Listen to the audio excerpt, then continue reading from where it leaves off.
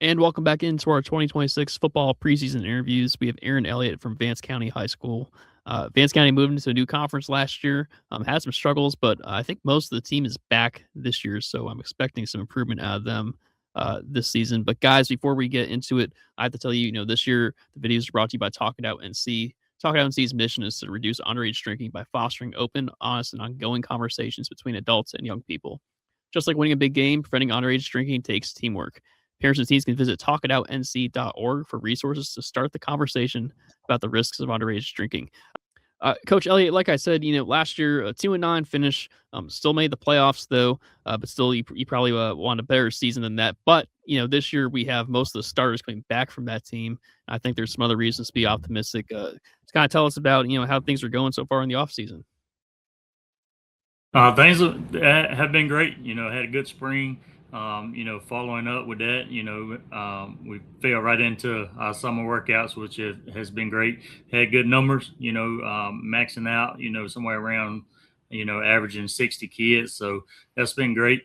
And to have these kids coming back and having a young team, a lot of guys returning. A lot of guys coming back that didn't get a chance to either finish the season or play last year that are going to help us as well. Gotcha. Is there a kind of a theme for this year's team? Is there like an off-season motto?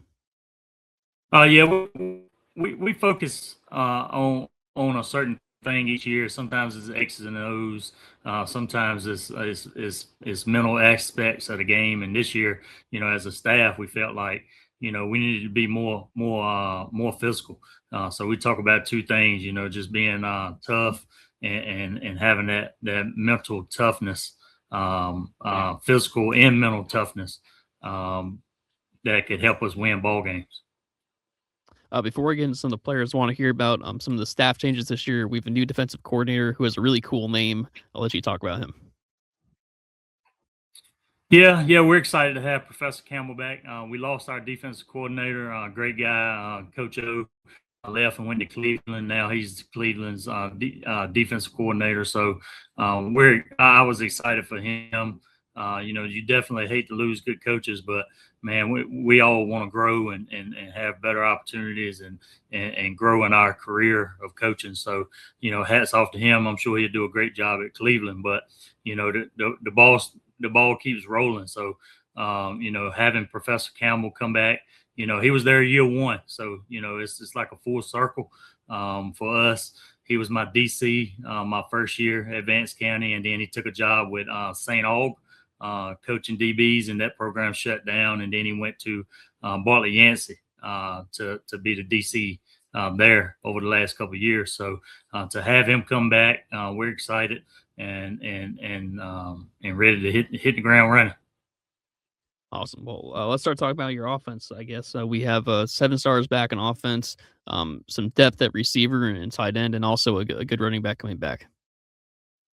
Yeah, for sure. The most exciting part of our offense this year is you know having Harry Cheek come back and play a big role for us offensively.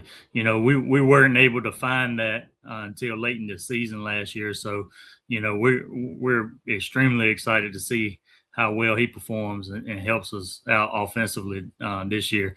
And then we've got a few returning offensive linemen, and then all of our skill guys are returning. So to have them guys at receiver coming back, and one of the names I talked about that didn't have a chance to finish the season last year was a quarterback, a sophomore quarterback last year, who did great for JV until he had some off the field stuff happen to where he couldn't finish the season. We were actually, in a transition to get him playing varsity football, and something happened to where he couldn't finish the season. So we're excited to have him back. He'll be at quarterback for us, and he's been doing a good job in the spring and the summer. What was the quarterback's name? Aiden Trowbridge. Aiden Trowbridge. And then how about some of them receivers? What were their names for people to keep in mind? Yeah, receivers. We've got some guys. Jeremiah Strong. He was a freshman last year. Stand out on JV. last year as well. He's going to have to play varsity this year as a sophomore, but definitely a great receiver.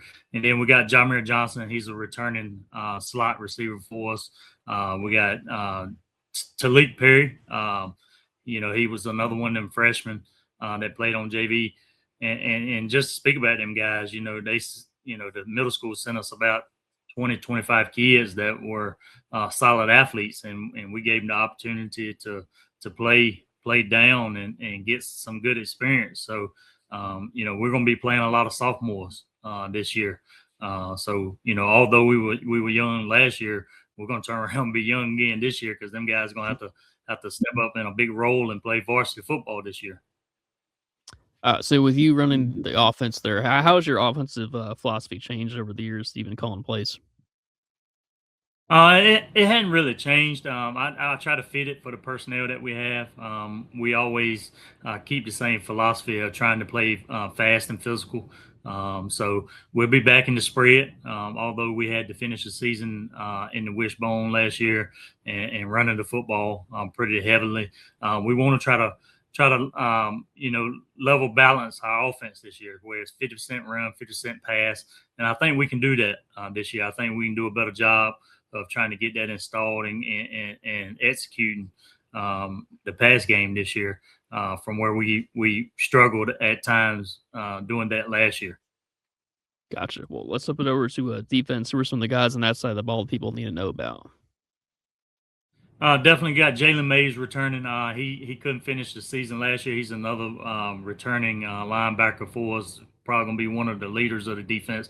Broke his collarbone about midway of the season last year, so that hurt us. So just keeping him healthy all year and having him come back, that's been awesome to watch. He's excited. He works hard. And then we got returning skill guys in the secondary. You got Jamari Freeman, which is a returning guy in the secondary for us. Is also young, and then our D line. Got a 4-year starter on our D line, Montreal Ragland. This will be his senior year, but he started on our varsity football team since he was a freshman. So we're excited to see him play. And then got a couple other good guys that's going to help us defensively, but also in that skill position. A lot of them young guys are going to have to step up and play on defense as well.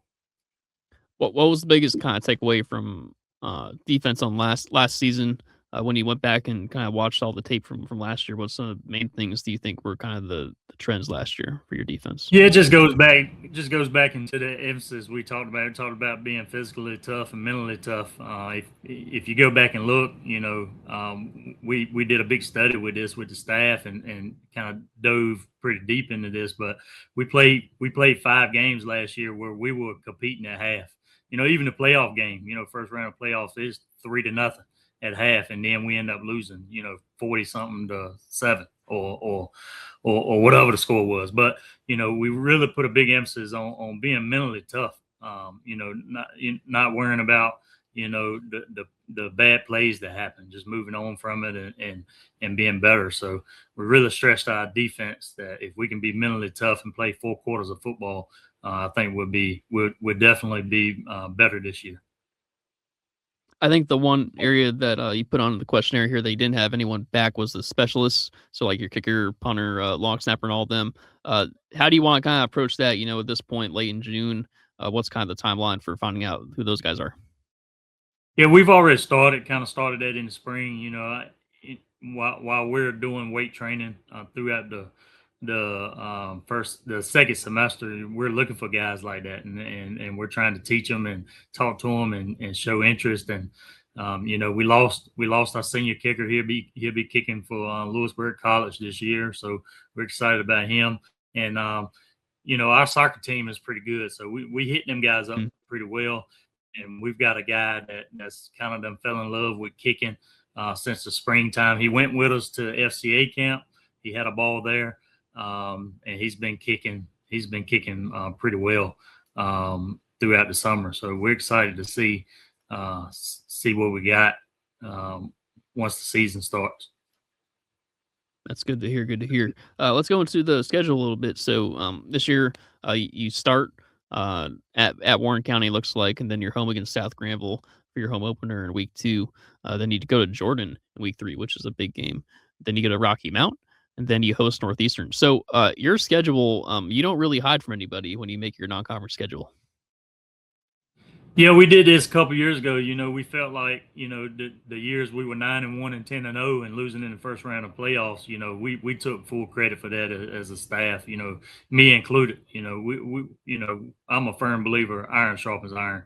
We've got to see good competition instead of trying to just be ready for it when the time comes. So I built this non-conference to be tough.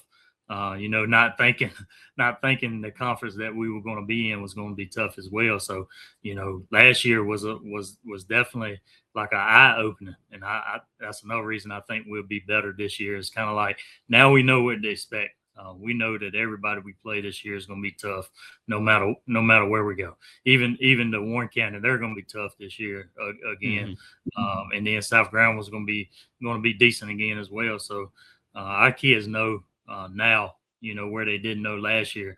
We talked about it being tough, but you just don't never know till you experience it. Yeah, kind of expecting Warren County to be one of the contenders in 2A East, so that's going to be a fun one there. But then, going to the conference play in this new Northern Six Conference, you kind of, when you start that schedule, you get kind of like the toughest one, I would say, against Wake Forest, at least as the home game. What are you kind of expecting out of the conference this year? Wake Forest is going to be great. Obviously we've had some coaching changes in the conference. With Nightdale, they're having a little changeover right now, so really don't know what to expect with them guys in East Wake as well. But Heritage will be good as they always are. And then Frankerton, Coach Justice, he's doing a great job with that program as well. So we're expecting them to be pretty well coached and a good football team as well.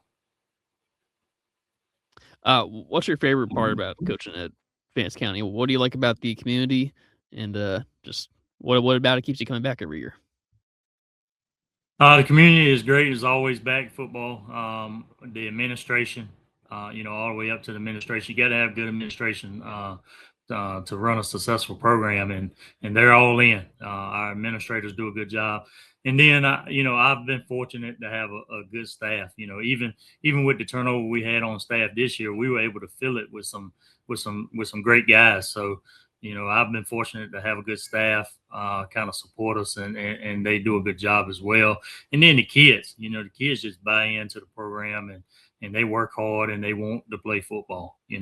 It's not a choice or a hobby for them. They really want to come out there and be great and get better, and they're coachable. And as a football coach, that's what you always want to see. What do you have going on in the preseason? I know you have a jamboree. Want to get some people out to? Yeah. We host our own jamboree on August 7th. That's gonna be a great time. We're hosting Nash Central, Athens Drive, um, um, Riverside is coming, and we're excited to have them. That'll be a pretty good jamboree for us to get ready. And then the following week we're going to go to Sanderson. I felt like that, talking to Coach Buck, me and Coach Buck has always had a good relationship for a while. We felt like that would be a good test for both of us going into the season. So we'll go to Sanderson the following Friday, and that'll help us get ready for the season. Yeah, because that's a similar size school to the teams you play in the conference there, so that'd be a good one. Yeah, for sure. All right, well, Coach Elliott, I think that's all I have for you today. Thanks again for doing this, and again, for anyone watching the videos this year, they're brought to you by Talk It Out NC. From facts about the effects of alcohol to conversation starters, join Talk It Out NC to cheer for safe, smart choices. Together, we can make a difference. Cheer along with us to create a safer, brighter future at talkitoutnc.org. Coach Elliott, again, I appreciate it, and best of luck to you the rest of the offseason here. Yes, sir. Thank you.